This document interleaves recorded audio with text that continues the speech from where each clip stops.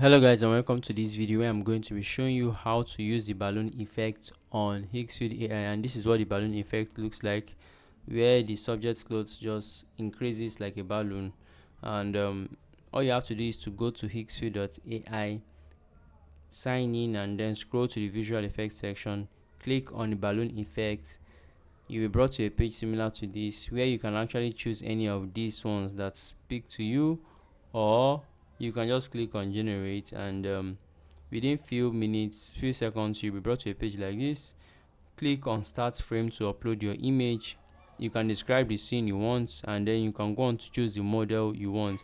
Now, depending on the type of the length you want, you can choose the model that suits you. For the free version, I advise you go for the premium version if you have more fonts, but if you want to use the free version, you can use 2.2 fast. The ones that do not have the premium mark on them, this generates between 6 to 10 seconds minimax, but the resolution is lower.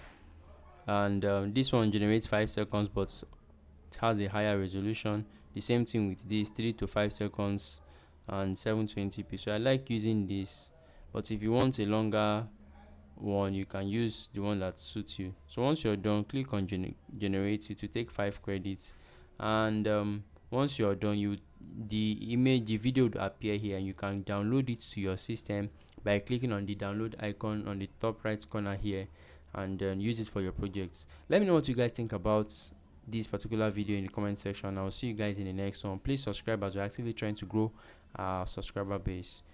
And if you have any question, you can also tag me in the comment section. Thank you very much, and I'll see you guys in the next one. Have a great day, guys.